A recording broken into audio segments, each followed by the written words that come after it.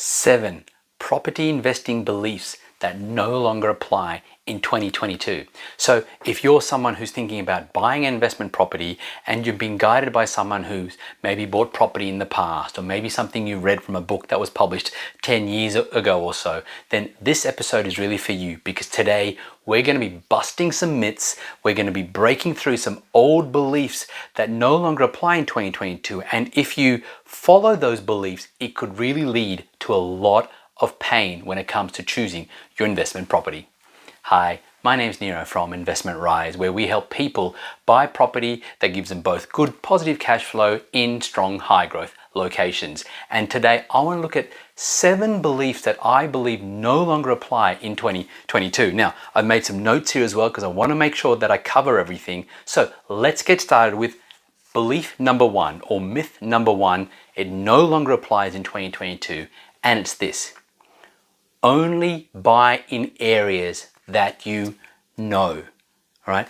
I can't tell you the number of people who I've spoken to recently who are thinking about buying an investment property. Smart call, but they say, I only want to buy in areas that I know. All right. Now, the question is, what does it mean to know an area? Okay. When I ask people that, most of them will tell me about, oh, it's a good area because they're familiar with it. They feel comfortable with it. They maybe know the people who live in the area. They know where their local schools are. They focus very heavily on the lifestyle elements. Okay, and that's certainly important when you're choosing a place to live.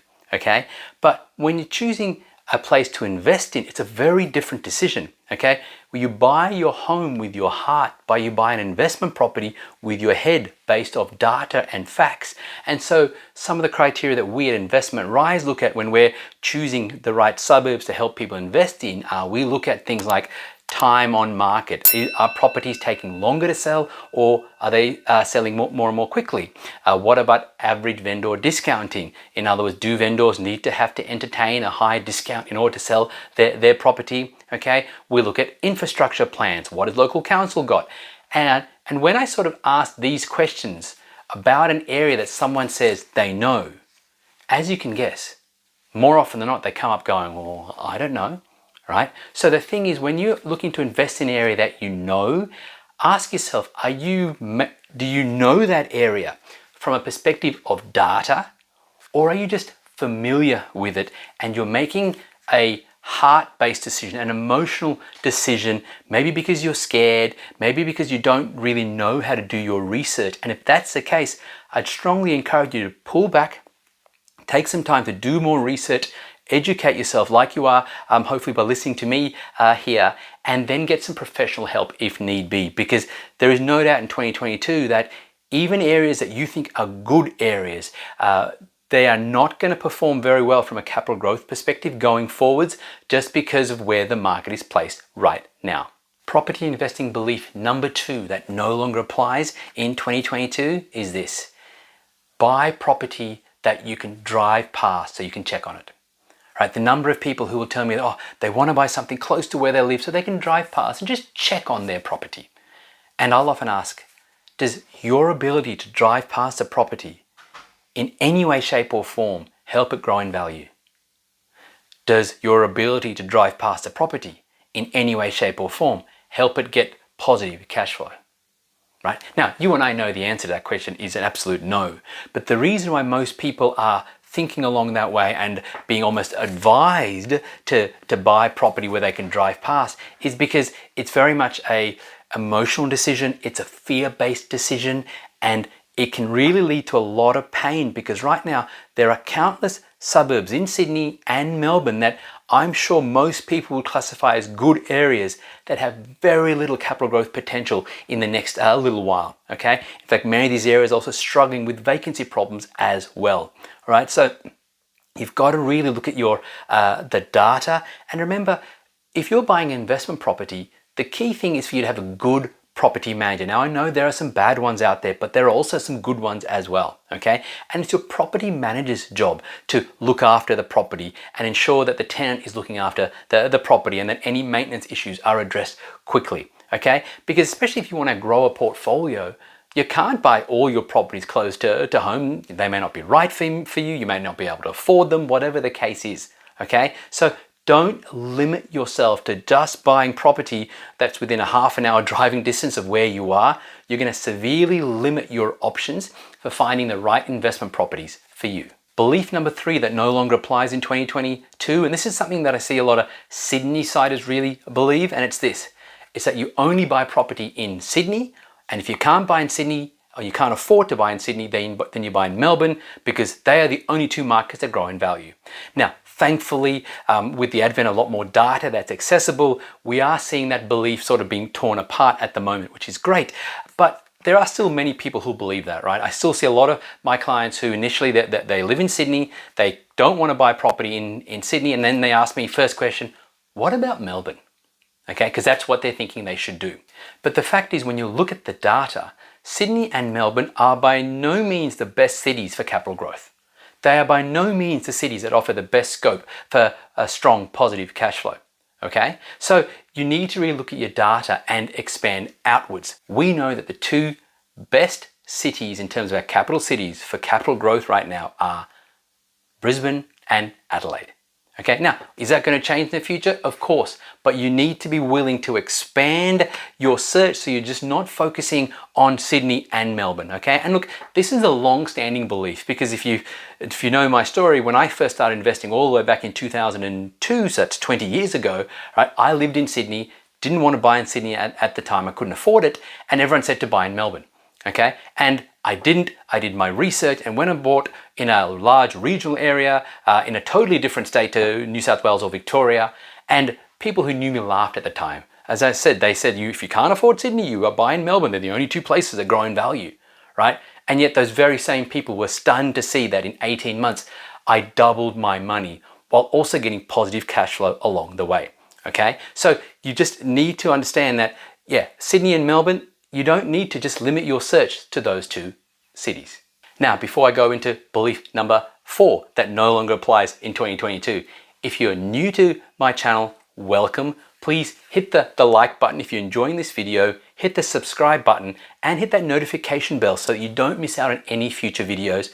I aim to upload a new video at least once a week. Belief number 4, or myth number 4 that no longer applies in 2022, it's this. Buy blue chip properties in the CBD, or as close as possible to the CBD. They're the ones that grow the most. Okay, we have seen that is totally not true, right? In 2021, the growth rates on property were far greater in many areas further away from the CBD than right within the CBD, okay? I expect that's going to continue again because there is no doubt that we are going towards a scenario right now where people they're not working from home full time, but neither do they need to go into the office 5 days a week either, right? There is this hybrid working environment that's happening, okay? And so people don't need to live right near the CBD. And so I do not expect that properties in the CBD or right next to the CBD are the ones that are going to give you the best scope for capital growth going forwards. That may have been the case maybe 10 years ago or even before then, but it's certainly not the case in 2022. You want to expand your search and look at different criteria. Belief number 5 that no longer applies in 2022. If you can't buy a house in a target suburb, just buy a unit there and you'll be okay. All right. This has been something that has been my bugbear and something I've long spoken out against for many years because the data has been clear, and it's certainly become very clear in 2021, even 2022. Okay. In a suburb, you can have houses rising considerably, but unit prices may not move. Okay. If you look at the suburbs on the North Shore of Sydney or the Hills area in Sydney, you will see this, it's very prevalent, okay? There are some suburbs where houses have risen over $1 million in the last 12 months, 18 months. Unit prices, they're still the same as they were back 5 years ago, okay? So therefore you cannot say, oh, I like this area, and so I can't afford a house, I'm gonna buy a unit there and I'm still gonna get the same amount of capital growth. Nope, it no longer applies, okay? If you're targeting houses, then focus on the suburbs that have good capital growth potential for houses. And if you can't afford a particular suburb, don't compromise and buy a unit there. Expand your search and find another area where you can afford a house with good capital growth potential. Then we come to myth number 6 or belief number 6 that no longer applies in 2022, and it's this. you should only buy under market value. All right. Now, there is no doubt that if in the last 12 months, if you target a good, strong area and the property prices were rising strongly, you had virtually no chance of buying something under market value. Right? And does that mean, therefore, that you just don't enter the market? All right. I know a few people whose attitude is if they can't get a discount, if they can't get a bargain, they won't buy. All right.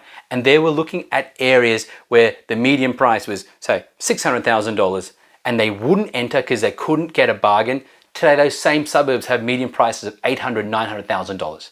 Okay, they've missed $200,000, $300,000 of capital growth. And I'm sure you can think of suburbs that have grown by even more than that. Okay, so the fact is that when you are buying in a strong growing market, you don't try to buy it under market value. You buy at market value, and market value might be higher than it was last month.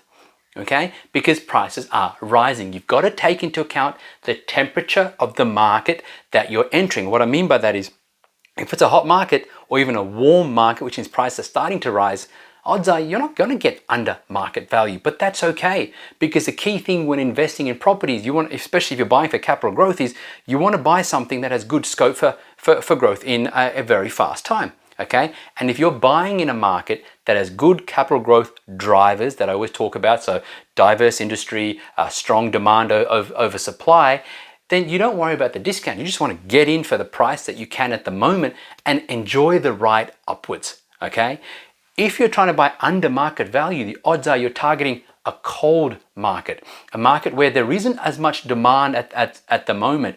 And so then the question is, does that market have the growth drivers that it needs for you to get capital growth going forwards? It definitely wasn't the case last year, because last year it was either a hot market or a cold market, right? Yes, there are markets in Australia that, despite what you heard in the media, median price point barely moved, okay? So no point trying to target those areas and getting a discount, because you would have got zero capital growth. It's better to be targeting a suburb that's already growing in value with good scope for future capital growth based on your analysis, and then you get in at the market price and enjoy the ride upwards.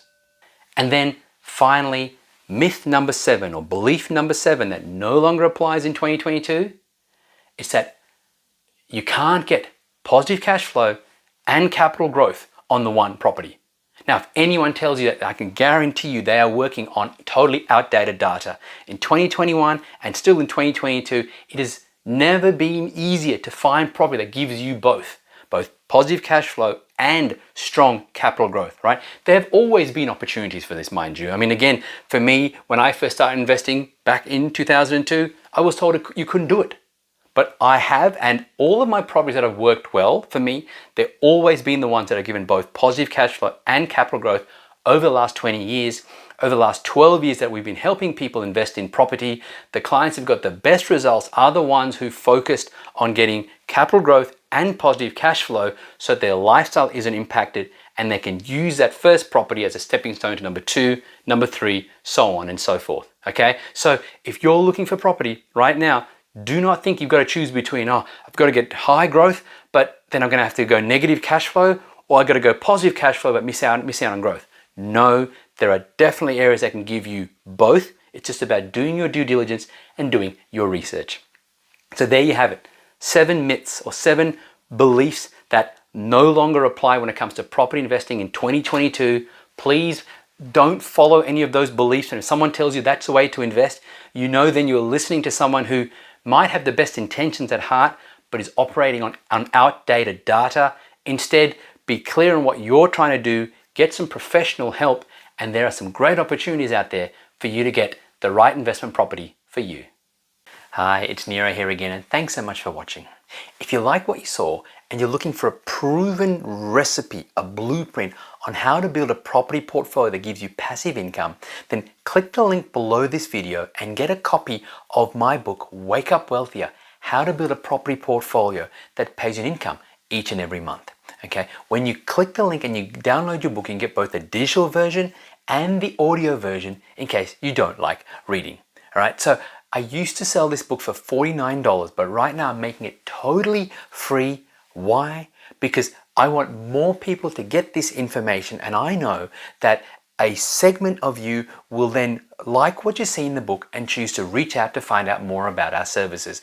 But even if you don't, if you're serious about building a property portfolio that pays your passive income, then you really want to get my book, Wake Up Wealthier. It contains the secrets that I have fine-tuned over the last 19 years. It's totally free for a limited time. Click the link below.